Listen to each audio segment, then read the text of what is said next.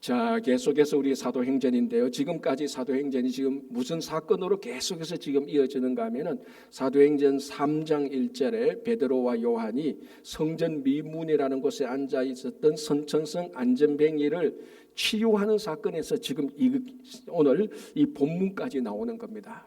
자, 이제 그것을 고쳤고 또 이 고쳤는 것 때문에 사내들인 공의에 붙잡혀 갖고 사내들인 공의에서 신문당하고 신문당했지만은 거기에서 또 완전히 그 사내들인 공의에서 아무런 해를 당하지 않고 물론 위협을 당했습니다. 박해 고난은 당했죠. 자, 그러면서 이제 사내들인 공의에 나왔습니다. 나오고 난 다음에 이제 오늘 본문의 내용이 이어집니다. 자, 23절 볼게요. 이렇게 되어 있습니다.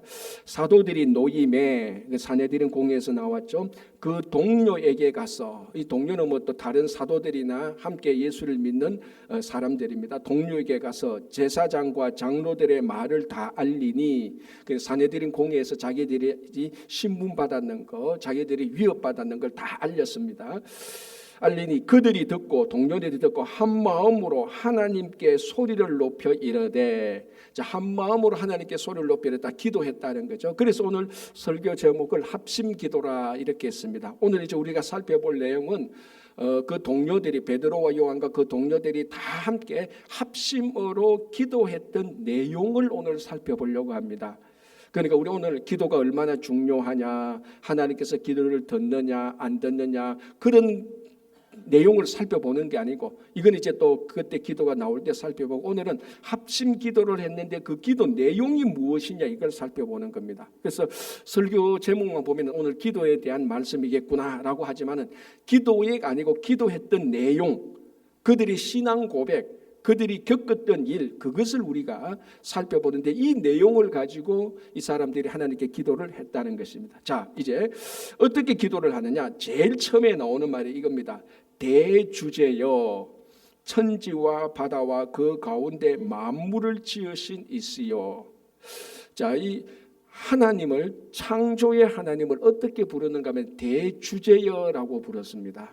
사도행전에서 하나님을 대주제라고 부르는 부분은 이 부분 딱 한 군데밖에 없습니다. 물론 성경에 몇 군데 하나님을 대주제라고 부르는 이런 호칭은 나오지만 사도행전에서는 딱 요 군데, 요 한 군데에서만 베드로와 요한과 그 동료들이 하나님께 부르는데, 우리는 보통 거룩하신 하나님, 사랑의 하나님 이렇게 부르지 않습니까? 그런데 특이하게 대주제라고 부릅니다.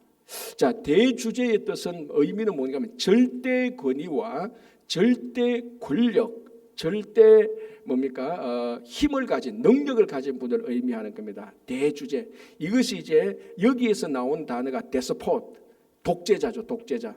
자기의 권위와 자기의 권위와 자기의 권세와 자기 능력을 잘못 사용하면 데스포트, 독재자가 되는 것입니다. 그러니까 영어로 데스폿이 바로 이 대주제라는 곳에 나온 것인데, 대주제라는 말의 근원은 당신은 절대적인 권위가 있습니다. 당신은 절대적인 주권이 있습니다. 당신은 절대적인 능력이 있습니다. 이런 말입니다.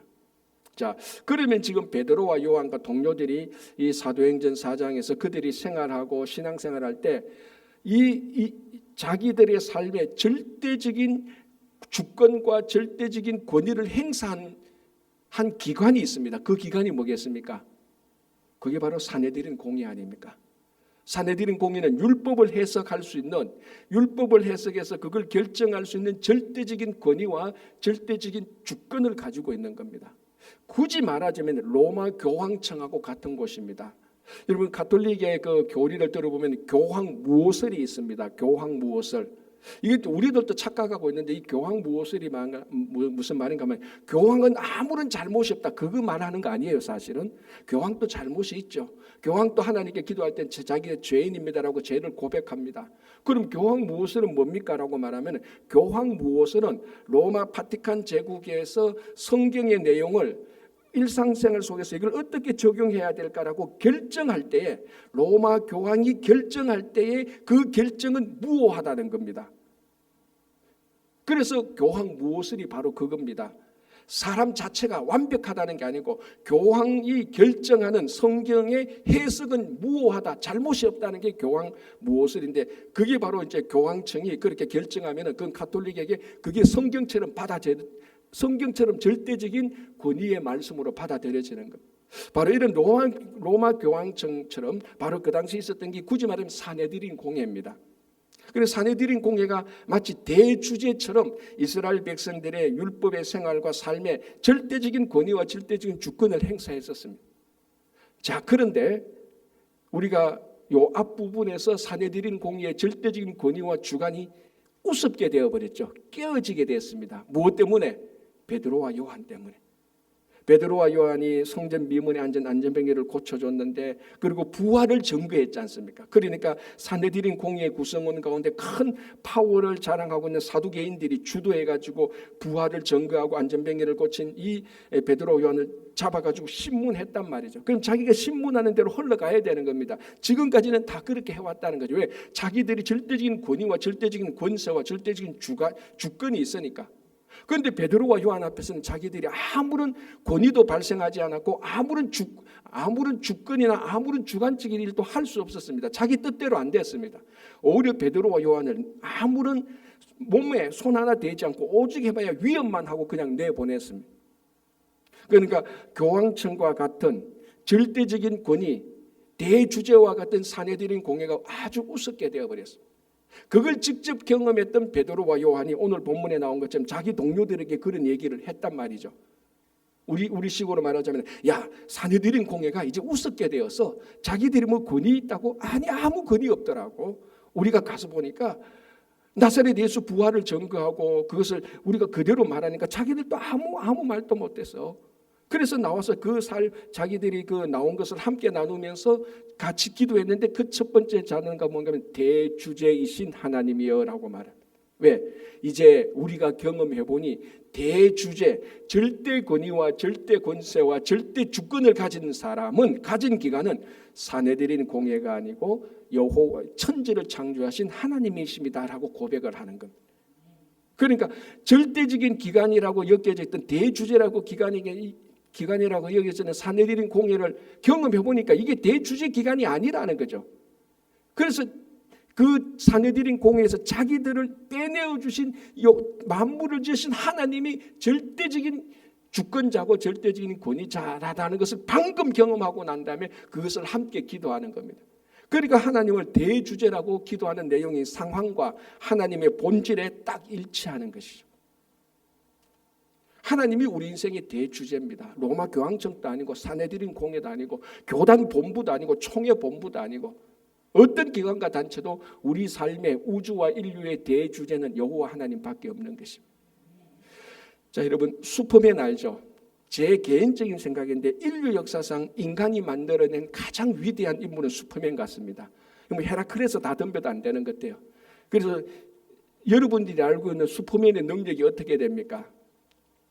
뭐 여러분 슈퍼맨 만화 영화 안 보니까 그렇지. 그 만화 영화 보면 슈퍼맨은 모든 걸 다 듣습니다. 저 이역만리에서도 말하는 것도 다 듣고 있고요. 읽은 것을 다 기억해요. 책을 막 다 기억해버려. 그리고 슈퍼맨은 그 눈에서 레이저가 나오지 않습니까? 레이저로 철판을 막 뚫어내버려요.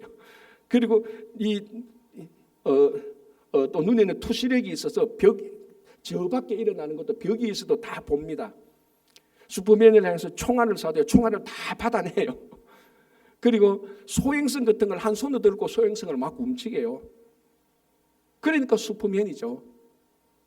그럼 이 슈퍼맨을 움직일 수 있는, 상대할 수 있는 존재나 사람이나 기관이 아무것도 없습니다. 그러나 질문, 슈퍼맨을 마음대로 움직일 수 있는 한 사람이 있습니다. 누구겠습니까? 창조주 그렇게 말하지 말고 슈퍼맨은 말고, 그건 이제 우리 신앙의 결론이고, 여자친구? 아니, 누구겠어요? 예?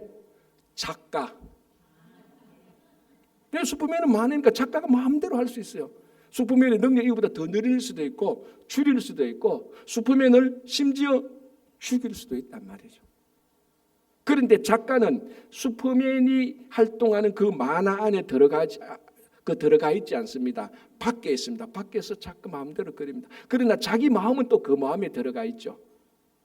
그러니까 슈퍼맨과 같은 초강력 능력자를 자유자재로 권위를 행사하고 마음대로 주권을 행할 수 있는 사람은 딱 한 사람밖에 없습니다.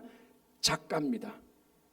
여러분들이 소설이나 영화 드라마 보면은 뭐 위대한 주인공들이 많이 나타나지 않습니까? 그 모든 주인공들 사이에 일어나는 일들, 사건들, 관계들, 이 모든 것을 자유자재로 주권을 행사하고 마음대로 하고 권위를 행사하는 분은 영화나 드라마나 소설의 작가입니다. 지금 이스라엘 백성들, 이 베드로와 요한의 동료들이 모여서 그걸 말하는 겁니다. 대주제이시여, 그리고 말합니까? 천지와 바다와 그 가운데 만물을 지으시니요. 이게 뭡니까? 작가라는 말이죠. 그러니까 온 인류와 온 지구상에 일어나는 모든 일들, 그리고 뭡니까? 또 모든 일들, 내 각자의 삶에 정권을 행사하시고 내 모든 삶과 인류의 모든 작품의 작가는 여호와 하나님이라는 겁니다. 지금 그걸 먼저 고백하는 겁니다. 방금 겪어보니까 대주제가 저 사내들인이 아니고 사내들인 또 하나님께서 마음대로 하실 수 있더라라는 것을 경험한 거예요. 그래서 여러분, 우리가 지금까지 삶의 경험도 보고 역사적인 사실도 볼 때 어떤 단체나 어떤 기관이나 어떤 세력자들의 그룹이나 어떤 사람이 절대적인 권위와 절대적인 주권을 행사할 때는 반드시 이런 단체와 기관이나 사람은 독재자, 데스팟이 됩니다. 그러나 오직 여호와 하나님께서 절대 주권과 절대 권위를 가지고 절대 능력을 행사할 때 여전히 오늘 이 사도들이, 동료들이 고백했던 진짜 대주제이신 하나님이 되는 겁니다. 사람이 어설프게 그거 흉내다가 다 독재자 되는 겁니다. 그러나 여호와 하나님만이 대주제이시니, 여러분, 우리가 어떤 일을 당할 때도 내 삶의 작가는 여호와 하나님이니 그 작가가 나를 인도하시는 대로 따라가시면은 우리 인생의 작가는 우리를 죽이지 않습니다. 반드시 우리를 살리시고 그 작가의 선한 뜻대로 우리를 인도하시니 하나님의 손에 붙들려가는 삶이 되시기 바랍니다. 자, 계속해서 기도 내용을 보겠습니다. 자, 이게 기도 내용이죠. 저희가 합심하는 기도 내용입니다. 이렇게 대주제이신 여호와를 불러놓고 호칭을 하고 하나님을 부르시고 이제 이렇게 말합니다. 25절, 또 주의 종 우리 조상 다윗의 입을 통하여 성령으로 말씀하시기를 어찌하여 열방이 분노하며 족속들이 허사를 경영하였는고 세상의 군왕들이 나서며 관리들이 함께 모여 주와 그의 그리스도를 대적하도다 하신 이로소이다.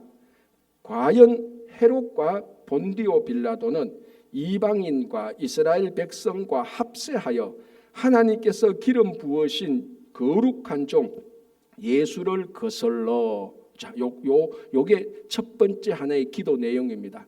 자, 이 기도 내용을 제가 좀 설명을 해야 됩니다. 이게 지금 알 것 같기도 하고 모를 것 같기도 한데요. 이 내용은 뭐냐면 지금 이분들이, 동료들이 기도하는 내용의 첫 번째 내용은 다윗이, 우리 믿음의 선조 다윗이 성령이 충만하여서 이런 내용을 예언했다는 겁니다.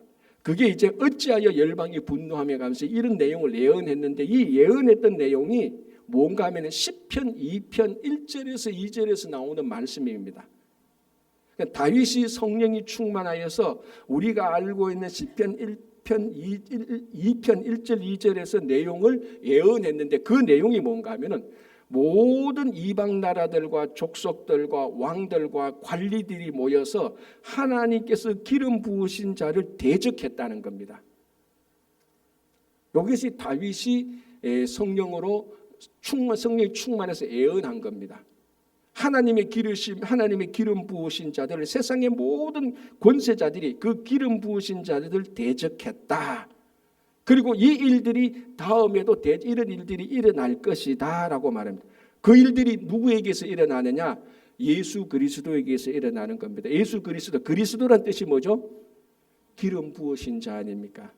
자, 그래서 그게 27절에 과연 헤롯과 본디오 빌라도는 이방인과 이스라엘 백성과 합세하여 하나님께서 기름 부으심이 그리스도란 뜻입니다. 기름 부으신 거룩한 종 예수를 거슬러.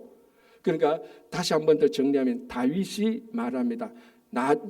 나중에 기름 부으신 자를 세상의 모든 왕들과 관리들과 이방 나라들과 족속들이 합세하여서 기름 부으신 자를 대적할 것이다 그게 보니까 어디에서 성취되는가 하면은 예수 그리스도에게서 성취됩니다. 예수 그리스도가 기름 부으신 자인데, 자 보십시오. 예수님에게서 이게 어떻게 해서 성취되는 겁니까? 세상의 왕들, 헤롯 왕이 있었죠. 관리들, 본디오 빌라도가 있었죠. 이방 나라들, 로마 군인들이 있었죠. 족속들, 이스라엘 족속들이 예수를 재판정에서 십자가에 못 박아라고 다 자기들이 합세해서 넘겨준 겁니다. 그러니까 다윗이 예언했던 내용이 그리스도에게서 그대로 성취되는 것을 베드로와 요한과 그 동료들이 자기들이 경험하고 그 내용으로 기도를 하고 있는 것입니다. 자, 여기서 우리가 한 가지 중요한 것은 다윗이 기름 부은 자를 세상의 모든 사람들이 대적할 것이라고 예언을 했지만 이 예언한 내용을 다윗 스스로도 경험을 한 거예요. 자, 다윗이 뭡니까? 왕이지 않습니까? 구약시대 왕은 기름 부어서 왕을 세우는 겁니다. 그러니까 이것은 다윗 자신 스스로도 이것을 경험했습니다. 다윗이 보십시오. 다윗의 이방 나라들, 블레셋 사람들하고 얼마나 많이 싸웁니까? 대표적인 블레셋 사람이 누굽니까? 골리앗 아니었습니까? 그리고 나중에 세상 왕 사울 왕을 피해 가지고 도망하면서 한때는 블레셋 사람들의 도시 가드라는 곳에 가서 아기스 왕 앞에서 미친 채 하지 않습니까? 침을 질질 흘리면서. 그래서 세상의 왕들, 블레셋 왕, 블레셋 족속, 사울이 공격하고 이스라엘 족속들 군인들이 다윗을 잡으려고 하고, 그리고 자기 아들 압살롬이 왕위를 노려서 반역하게 될 때 압살롬에게 자기의 가장 충실했던 제갈량과 같은 이 사람 아히도벨이 압살롬에 넘어가기도 해서 합쳐서 자기를 위협하기도 하고 합세해서 대적하기도 하고, 다윗의 노년에는 마지막에는 또 다른 아들 아도니아가 또 왕권을 노려서 대적할 때는 자기의 오른팔 요압이 아도니아 편에 가서 또 관리가 돼서 자기를 대적하고, 그러니까 이 시편 2편 1편 이방 나라들과 열방들이 세상의 왕들과 관리들이 기름 부으신 자를 대적합니다라는 것은 다윗 스스로가 경험했던 거예요. 자기가 기름 부으신 왕으로. 그리고 난 다음에 성령이 충만해서 이 일이 나중에 진짜 기름 부으신 자에게 이 일이 일어나고 성취될 것이다 라고 성령 충만으로 예언했던 것이 예수 그리스도에게서 성취되는 겁니다. 헤롯 왕이 그랬죠. 아까만 헤롯 왕이 그랬죠. 본디오 빌라도가, 세상과는 본디오 빌라도가 있었죠. 로마 군인들이 있었죠. 이스라엘 족속들이 있었죠. 그게 그대로 지금 예수 그리스도에게 이 대적들이 합세해서 공격하는 일이 이루어졌습니다. 다윗에게 이루어졌죠. 예수님에게 이루어졌죠. 또 이 정도는 약하지만은 베드로와 요한 또 이 비슷한 걸 지금 방금 겪어왔지 않습니까? 산헤드린 공회에서. 첫 번째 박해라 그랬습니다. 베드로와 요한이 산헤드린 공회에서 위협을 받고 이거 죽음의 위험을 받은 것이 첫 번째 이제 박해를 받기 시작한 거라 그랬어요. 자, 그럼 패턴이 보이죠? 패턴이 보입니다. 다윗이 있고 예수님이 있고 베드로와 요한이 있습니다. 이 사람이 다 똑같이 하나님 나라의 일들을 했습니다. 하나님 나라의 일들을 했을 때는 다 세상의 대적들이 합쳐서 이 사람들에게 박해를 가하고 환난을 주고 고난을 주는 겁니다. 이런 패턴이 다 나타나는 겁니다. 자, 그렇다면은 이 패턴이 나타나는 것을 보고 우리가 뭘 알 수 있습니까? 우리가 하나님의 자녀로서 하나님의 일을 할 때도 이런 패턴이 우리에게도 동시에 작동한다는 것을 알아야 되는 겁니다. 그런데 진짜로 여러분들이 하나님의 일을 하는데 아무런 고난도 없고 사람들이 날 오해하지 않고 사람들이 날 무시하지 않는다면 그거는 내가 진짜 하나님의 일을 하는지 다시 한번 점검해 봐야 되는 겁니다. 왜? 다윗도 그랬고 예수님도 그랬고 베드로와 요한도 그랬고 뭐 지금 제가 예를 안 들어겠지 모든 믿음의 선지자들이 다 이런 패턴을 걸어왔습니다. 모든 믿음의 선지자들이 하나님의 일을 할 때는 세상 사람들이 대적해서 자기를 공격했던 때가 반드시 있었습니다. 없었던 사람이 한 명도 없었습니다. 그런데 나는 하나님의 일을 하는데 세상의 대적들이 합세해서 나를 공격 안 한다. 나는 예외야. 그게 아니죠. 반드시 하나님의 일을 할 때는 크든 작든 우리는 공격을 당할 수 있고 오해받을 수 있고 무시당할 수 있고 굉장히 불편해질 수 있고 굉장히 손해볼 수도 있다는 겁니다. 그래서 우리가 주의 일을 할 때 힘들어서 안 하는 것은 바로 이런 대적들에서 굴복하는 것이 맞습니다. 그래서 우리들은 오늘 이 말씀을 보면서 우리가 주의 일을 할 때는 이런 대적들이 공격하는구나라고 그것을 당연하게 받아들일 수 있어야 됩니다. 자, 그러면 또 무슨 일이 일어나느냐? 이런 고난이 하나님의 나라 사람들이 하나님의 일을 하게 될 때에 반드시 최종적으로는 승리가 주어진다는 것입니다. 두 가지 패턴이죠. 하나님의 사람들이 하나님의 일을 할 때는 세상으로부터 공격을 받는 첫 번째 패턴. 두 번째 패턴은 뭔가 하면은 그럼에도 불구하고 우여곡절은 있지만 오르락내리락 하지만 모든 것이 최종적으로는 하나님께서 우리에게 승리를 주신다는 겁니다. 자, 다윗 보십시오. 다윗의 인생이 얼마나 파란만장했습니까? 아까도 말씀드린 것처럼 아들한테 왕위 때문에 2번이나 반역을 당했고 자기에게 가장 중요한 사람들이 다 배신을 했습니다. 그럼에도 불구하고 다윗은 죽을 때 이 자기 아들 솔로몬에게 다윗의 왕조를 하나님의 잘 물려줬습니다. 패배하지 않았습니다. 예수님을 보십시오. 결국은 이 헤롯과 빌라도와 이스라엘 족속과 이방 사람들이 다 예수를 죽여버렸습니다. 그러나 부활하셔서 최종 승리를 가져온 것입니다. 베드로 요한이 사내들인 공회에 잡혔습니다. 그래서 사람들이 다 저 공회에서 베드로 요한이 크게 경칠 것이라고 생각했습니다. 자, 그래서 베드로와 요한이 그 있을 때는 그 밖에 있던 사람들이 다 기도했습니다. 하나님, 베드로와 요한을 살려주세요. 해당하지 않게 하세요. 사람들이 다 사내들인 공회에서 베드로와 요한이 크게 패배할 것이라고 생각했는데 처음 아마 사내들인이 이렇게 자기들이 조롱당하며 무시당하면서 자존심 꺾여가면서 이 베드로 요한을 그대로 물려준 케이스는 처음일 것입니다. 그러니까 고난은 당하지만 반드시 승리하게 될 것이라는 이 두 가지는 영원한 진리입니다. 성경에 있어서. 그렇다면 우리도 고난을 당하지만 우리에게 승리가 주어질 것이라는 아주 독특한 실화가 하나 있습니다. 세계 제2차 대전이 끝나고 한 용사가 이제 전쟁에서 끝나고 집으로 귀환했습니다. 다 정상인데 그때부터 이 전쟁 군인이 말을 안 하는 겁니다. 모든 게 다 정상이에요. 말을 안 해요. 그래서 가족들이 제양병원에 가서, 왜냐하면은 이제 그 베테랑이니까 이 제양병원에 가서 정신과 검사도 다 했는데 의사도 할 말이 없습니다. 다 정상이에요. 근데 말을 안 하니까 이거 치료할 수 없는 겁니다.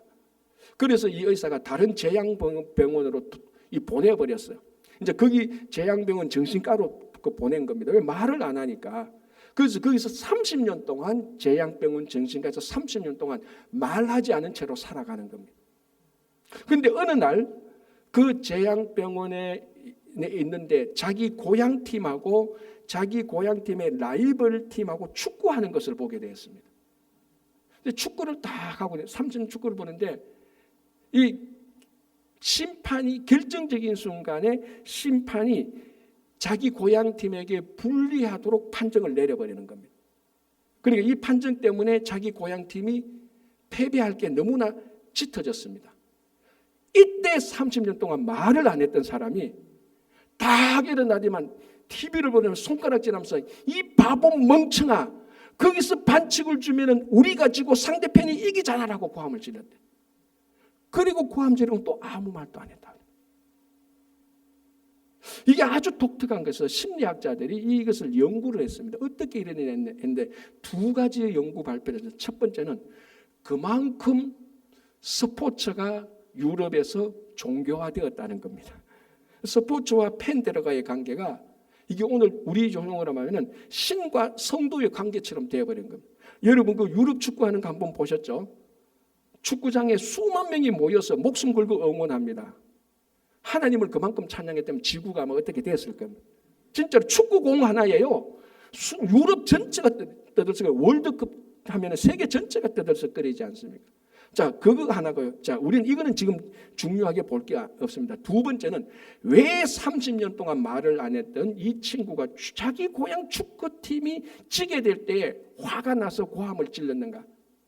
그건 연상작용이 작동했다는 겁니다. 심리학적 무슨 연상작용? 축구팀하고 자기 고향 축구팀하고 자기하고 동일성이라는 겁니다. 그게 연상이 되는 겁니다. 저 축구팀이 상대편에게, 우리말로 하면 한국하고 일본 축구입니다. 상대편에게 진다면은 저 패배는 자기가 지는 거하고 똑같습니다. 전쟁에서 패배하는 것과 같은 그런 상처가 확 몰려오는 겁니다. 그래서 거기서 동일성이라는 연상작용이 작동했던 것입니다.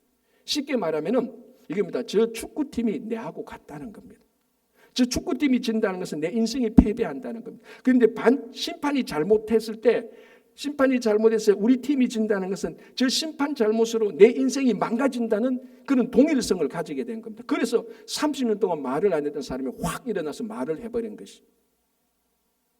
여러분 이거하고 똑같습니다. 우리 한국 축구팀이 일본 축구하고 축구했을 때 한국팀이 일본에게 이겼습니다. 이겼다고 생각합니다. 그럼 그 다음날 여러분 회사 가서 뭐라고 말합니까?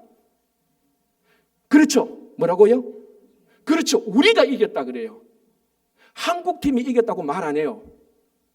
웃기죠? 신문을 보면 한국, 일본을 격파하다 이렇게 나옵니다. 그 신문을 보고 다른 사람들한테 말할 때 우리는 뭐라고 말해요? 야, 우리가 이겼어라고 말. 자기는 축구하지도 않았으면서. 그 회사에 있는 사람들은 아무도 축구 안 했어요. 뭐 우리가 이겨? 한국팀이 이겼지. 그런데 아무도 한국팀이 이겼는데 우리가 이겼다고 말하는데 야, 너 말 똑바로 해라고 말하는 사람은 아무도 없었는데 왜? 그 있던 모든 한국 사람들이 한국 축구팀하고 내하고 동일성이라는 연상작용이 작동했던 겁니다. 한국팀은 바로 나예요. 자, 제가 왜 이 이야기를 하느냐? 다윗과 예수 그리스도와 베드로와 요한은 그들의 삶과 그들의 신앙은 영적 연상작용이 작용해서 우리는 크든 적든 동일성을 느끼는 겁니다. 이게 신앙의 정체성이고 우리 믿음의 선조와 동일하게 느끼는 겁니다. 근데 만약에 여러분 가운데 여기 동일하게 느끼지 않는다면 신앙에 문제가 있는 것입니다. 예수 그리스도의 고난이 당하는데 예수 그리스도의 고난이 나의 고난이라고 연상작용이 돼서 동일성을 느끼지 않는다면 예수님하고 나하고 아무 상관없습니다. 한국 축구팀하고 아무 상관없는 한국 사람은 아무도 없습니다. 마찬가지로 하나 특징한 것은 영적 동일성을 느낄 때는 심리적으로 같다는 이거 동일하다는 것을 뛰어넘어서 영적 동일성에는 무슨 일이 있는가 하면 동일한 사건과 동일한 결과가 우리들에게 일어난다는 겁니다. 무슨 말인가 하면 다윗과 예수님과 베드로와 요한이 동일하게 고난을 당하고 동일하게 승리를 얻었습니다. 그게 영적 동일성을 가진 우리들에게는 똑같이 그런 일이 일어난다는 겁니다. 무슨 말인가? 우리가 고난을 당합니다. 하나님의 일을 할 때는. 그리고 또 무엇이 남겨져 있습니까? 승리가 우리들에게 동일하게 일어난다는 것입니다.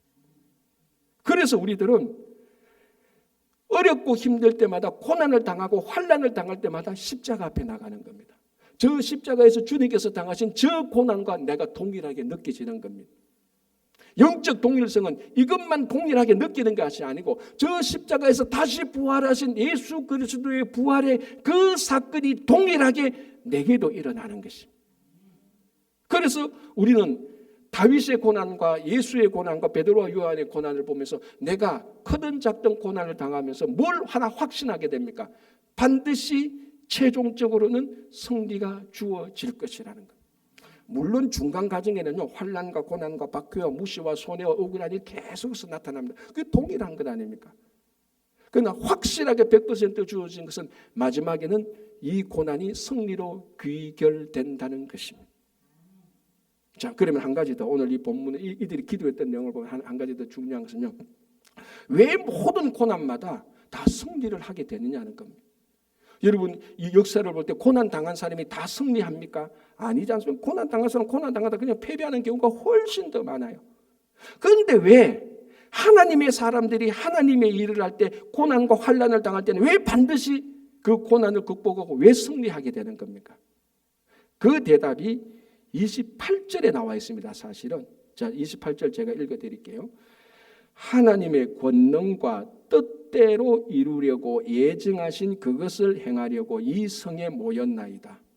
이게 왜 고난을 당한 사람이 승리를 하게 되는 말씀에 대한 대답이지 저 말씀을 묵상하지 않고는 저건 절대로 알 수 없습니다. 자, 이 28절에서는 신앙의 가장 중요한 두 가지가 나타납니다. 첫 번째는 뭡니까? 예정이죠. 하나님의 권능과 뜻대로 이루려고 예정하신 그 예정의 동그라미를 치시기 바랍니다. 그래서 그것을 행하려고 무엇을 행하려고? 예정을 행하려고. 그것을 행하려고 밑에 섭리라만을 적어 놓으시면 됩니다. 그러니까 이 28절에는 예정과 하나님의 예정과 하나님의 섭리가 같이 작동하고 있는 겁니다. 자, 예정과 섭리는 우리 신앙생활에서 제일 어려운 것 중에 하나예요. 그러나 가장 간단하게 설명하면 여러분 이렇게 생각하면 제일 쉽습니다. 예정은요 하나님의 뜻입니다. 섭리는 이 뜻을 이루는 하나님의 활동으로 보면 됩니다. 그래서 하나님의 예정을 이루시기 위해서 하나님은 섭리를 행하십니다. 이 하나님의 섭리는 여러 가지로 사람마다 케이스마다 다 다릅니다. 자, 그래서 28절 다시 하나님의 권능과 뜻대로 이루려고 예정하신 그 섭리를 행하려고 이 성에 모였다. 이게 뭔가 하면은 자, 하나님의 예정, 하나님의 뜻이 뭡니까? 구원의 예정이죠. 구원의 뜻입니다. 하나님의 가장 큰 예정은 하나님의 가장 큰 뜻은 온 인류를 구원하시는 겁니다. 그 인류를 구원하시기 위해서 그것을 행하려고 섭리를 행했는데 그 섭리가 뭐냐면은 여기서 이 성에 모였다. 예루살렘 성에 모였다는 겁니다. 그러니까 예수 그리스도를 통하여서 하나님의 예정인 구원을 이루기 위하여서 섭리를 행하기 위해서 헤롯도 본디오 빌라도도 로마 군인들도 이스라엘 족속도 다 예루살렘 성에 다 모았다는 겁니다. 이 모아진 것 이것이 바로 뭔가 하면 하나님의 섭리라는 것입니다. 그러니까 하나님의 예정인 구원을 하나님의 뜻인 구원을 이루시기 위해서 하나님께서 섭리를 행하십니다. 그 섭리를 보니까 예수 그리스도를 죽이기 위한 사람들을 다 모았습니다. 그래서 이 사람들이 예수 그리스도를 죽이고 하나님의 섭리는 다시 그것을 통해서 부활하게 하시는 겁니다. 그래서 여기서 예정과 섭리가 다 나타나는 거예요. 자, 가장 쉽게 우리 예정과 섭리가 가장 잘 나타나는 것이 요셉입니다. 잘 알죠? 자, 창세기 45장 5절에 이렇게 되어 있습니다. 이 부분은 요셉이 드디어 자기 정체를 드러내고 양식을 구하러 온 자기 형제들 앞에서 형님들 걱정하지 마십시오. 내가 바로 요셉입니다라고 자기 정체를 드러냈을 때 그 형들이 애굽의 총리가 자기들이 배반한 자기들이 팔아버린 요셉인 줄 알고 벌벌 떨었지 않습니까? 아, 이제 우리 죽겠구나. 야, 우리가 팔았는 동생 저게 이 애굽의 총리는 우리 다 죽겠어라고 벌벌 떨 때에 요셉이 뭐라고 말합니까? 그게 창세기 45장 5절인데요. 제가 정확히 읽어드릴게요. 이렇게 되어 있습니다. 당신들이 나를 이곳에 팔았다고 근심하지 마소서, 한탄하지 마소서.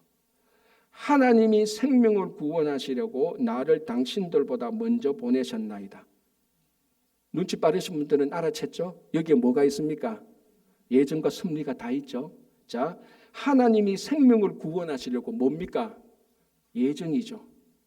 하나님의 뜻이라는 겁니다. 예정을 하나님의 뜻으로 봅니다. 하나님의 뜻은 뭡니까? 우리들을 다 구원하시려고. 그 구원하시려고 하나님은 뭘 섭리하셨습니까? 요셉을 먼저 보냈다는 겁니다. 이게 예정과 섭리가 같이 들어가 있는 겁니다. 이게 우리 기독교에서 가장 설교를 300번, 30년 들어도 섭리가 뭔지, 예정이 뭔지 계속해서 혼론됩니다. 예정 섭리가 나오면 잠시 이 스위치 껐다가 끝나면 다른 얘기 듣고, 예정은 하나님의 뜻이고 섭리는 그 뜻을 이루는 하나님의 액션이라고 보면 되는 겁니다.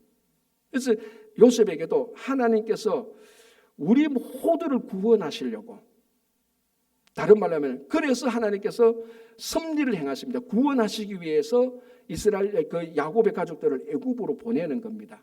그 섭리의 한 방편으로 요셉을 먼저 보냈다는 겁니다. 그래서 그 예정과 섭리를 요셉이 알아채고 난 다음에는 형들이 나를 보냈지만 이걸 섭리하시는 분은 하나님이야라는 것을 요셉이 알았다는 겁니다. 그걸 이제 자기 형들에게 알려주는 것입니다. 자, 여기에 이제 아까 제가 첫 번 던졌던 질문, 왜 모든 고난에서 우리는 다 승리할까요? 모든 고난은 뭡니까? 하나님의 섭리입니다. 우리를 더 성숙하게 하기 위한 것은 하나님의 예정 뜻이죠. 우리를 구원하고 우리를 성숙하게 하려는 것은 하나님의 예정이고 이걸 이루는 방법, 하나님의 액션은 항상 고난이 포함되어져 있습니다. 그래서 이렇게 생각하시면 됩니다. 우리들이 당하는 고난은 하나님의 섭리 속에 있다. 이 섭리를 통해서 하나님의 뜻, 예정을 이루신다, 구원을 이루신다, 그렇게 생각하면 되는 겁니다. 자, 여기에서 이제 우리에게 혼란스러운 게 또 하나 생기죠. 하나님, 그러면 하나님의 섭리를 왜 꼭 고난을 추가합니까? 추가 안 해도 되잖아요. 그리고 하나님의 섭리는 좀 내가 원하는 방법과 같이 해주면 안 돼요? 이런 생각이 들지 않습니까? 왜 하나님의 섭리에는 반드시 고난을 끼워 넣습니까? 라고 이렇게 물으면은 저는 대답을 못합니다. 그러나 믿음의 선조들이 살아왔던데 하나님의 뜻을 이루기 위한 구원, 그 예정 뜻을 이루기 위한 모든 하나님의 섭리에는 반드시 고난이 들어가 있었습니다. 그래서 이거는 뺄 수가 없는 겁니다. 여러분, 밥을 짓는데 쌀 안 넣고 밥을 지을 수 있어요? 안 되잖아요. 하나님의 예정을 이루는데 고난 들어가지 않고는 하나님의 예정을 이룰 수가 없습니다. 이것은 논쟁의 여지가 아니고 타협의 여지가 아니고 하나님의 온전한 하나님의 섭리적인 방법입니다. 또 한 가지는 뭔 줄 아십니까? 그래서 하나님의 섭리는 모든 것은 승리로 끝난다는 겁니다. 하나님의 구원, 하나님의 예정인 구원을 이루시기 위해서 중간에는 넘어지고 깨어지는 이런 과정들이 계속해서 반복할 수 있지만은 하나님의 섭리, 하나님의 액션의 마지막은 최종 섭리를 통해서 하나님의 구원을 이루시는 겁니다. 그래서 아까 던졌던 질문, 왜 모든 고난에는 다 승리가 있습니까? 라고 말할 때는 그 고난이 하나님의 섭리였고 하나님의 섭리는 하나님의 액션인데 하나님의 액션은 다 승리라는 것입니다. 그래서 우리는 고난 가운데서 우리는 이 고난이라는 섭리 가운데서 이 고난이라는 하나님의 섭리 가운데서 반드시 승리로 끝난다는 것을 우리는 확신하게 사는 거예요. 그래서 오늘 내가 고난을 당하고 환난을 당해도 괜찮습니다. 이거 하나님의 섭리니까. 섭리가 왜 괜찮냐? 반드시 100% 승리로 끝나니까요. 자, 이것을 가장 잘 설명한 사람이 사도 바울입니다. 로마서 8장 28절 제가 한번 읽어드리겠습니다. 여러분 너무 잘 아는 말이죠. 우리가 알거니와 하나님을 사랑하는 자 곧 그의 뜻대로 부르심을 받은 자들에게는 모든 것이 합력하여 선을 이루느니라. 여기도 예정과 섭리가 같이 있죠? 이제 알아챘죠? 무엇이 하나님의 예정입니까? 하나님 무엇이 뜻입니까? 선을 이루는 게 하나님의 뜻입니다. 예정이에요. 이 선은 구원일 수도 있고 영생일 수도 있고 뭐 여러 가지지만 크게 말해서 하나님의 선을 이루는 이게 예정입니다. 이 예정을 위한 하나님의 액션 섭리는 뭡니까? 모든 것을 합력하게 하는 것. 예수님에게도 이게 작동되죠. 예수님께서 우리 죄를 지시고 부활하시기 위해서 모든 것이 합력합니다. 이 모든 것에 헤롯도 들어오고 빌라도도 들어오고 로마 군인도 들어오고 대제사장도 들어오고 베드로 의원이 도망한 것도 들어오고 모든 퍼즐을 보면 한 피스 한 피스가 다 합력해서 하나님 그 전체 그림을 만들어내는 겁니다. 그래서 여러분 이 예정과 섭리를 알려면요 아이들이 노는 퍼즐 게임을 해보면 제일 정확합니다. 전체 그림은 뭡니까? 예정이죠. 뜻이죠. 그 전체 그림을 위해서 퍼즐 조각 하나하나를 다 제자리에 끼워 맞춥니다. 퍼즐 조각 하나만 딱 보면 이게 무슨 뜻인지 무슨 그림인지 전혀 알 수 없습니다. 그러나 이 퍼즐 조각 하나가 전체 그림에 자기 위치를 딱 차지했을 때 전체 그림이 보이는 겁니다. 그래서 오늘 우리가 하루하루 살아가는 것은 전체 퍼즐의 한 조각을 살아가는 것입니다. 그런데 이 한 조각이 슬픔이 있고 고난이 있고 환난이 있다고 해서 우리가 이 조각을 빼버리면 전체 그림은 이루어지지 않는 겁니다. 어제 하루 살면서 여러분 환난이 있고 슬픔이 있었을 겁니다. 그러나 이건 전체 그림의 한 조각, 하나님의 섭리 하나입니다. 바울은 말합니다. 이 모든 것이 합쳐져서 하나님의 가장 위대한 뜻, 선을 이룬다는 것입니다. 그래서 마지막에는 결국 최종 그림이 완성되니까 승리로 되는 거죠. 그러나 이럴 때 퍼즐 한 조각 한 조각 할 때는 이해가 안 되는 것도 많고 자기가 싫어하는 그림도 많고 이거 어디다 쓰겠느냐 쓸데없다고 생각할 때가 많죠. 그러나 하나도 쓸데없는 퍼즐 조각은 하나도 없습니다. 100년을 살아도 헛되이 보내는 하루가 없다니까요. 다 한 피스 한 피스. 그 한 피스 한 피스가 다 즐겁고 기쁘고 행복했으면 좋겠지만 여러분 퍼즐 전체 조각이 다 그런 조각으로 이루어집니까? 아니죠. 어떤 퍼즐 조각은 전부 다 검은색으로 되어 있습니다. 어떤 퍼즐 조각은 분홍색으로 되어 있고, 어떤 퍼즐 조각은 오각형으로 되어 있고, 어떤 퍼즐 조각은 동그라미로 되어 있습니다. 다 다릅니다. 하나님의 섭리는 다 다릅니다. 그런데 최종 결과는 이 모든 것이 다 끼워져서 하나님의 가장 큰 뜻, 우리를 향한 구원을 이루시는 것입니다. 그래서 오늘 어제 하루, 지난 한 달 살면서 이 퍼즐이 좀 내 마음에 안 든다고 해서 그것을 버리거나 무시할 수가 없고 포기할 수 없습니다. 결국 다 끼워 맞추면은 가장 온전한 그림이 되는 것입니다. 그것을 우리가 하나님 나라에 대한 소망을 가지고 오늘 하루 살아가는 거예요. 그래서 모든 퍼즐이 있는 하루하루, 거기에 환난과 고난이 닥친다 할지라도 거기에는 반드시 100% 전체 그림을 향한 승리로 나가는 조각 끼워 맞추기입니다. 오늘 이 동료들이 사내들인 공회에서 나온 베드로와 요한도 그걸 함께 기도합니다. 이것을 이루시는 분 누굽니까? 처음에 했던 것은 대주제시여, 절대적인 권위와 절대적인 주권과 절대적인 능력을 가지신 여호와 하나님께서 이 전체 퍼즐을 우리들에게 주셨고 우리들에게 만들어 나가도록 성령께서 인도해 주시는 거예요. 그래서 하루하루, 어제 좌절했습니까? 지난 한 주간 여러 가지 일로 환난에 당했습니까? 걱정하지 마십시오. 여러분들이 쌓았던 일주일 하루의 퍼즐은 반드시 전체적인 선을 향해서, 승리를 향해서 나아가고 있기 때문에 혹시 슬픔이나 좌절이나 낙심이 있다면 거두어 들으시고 하나님의 영원한 승리를 향해서 살아가시는 여러분 되시기 바랍니다. 기도하겠습니다.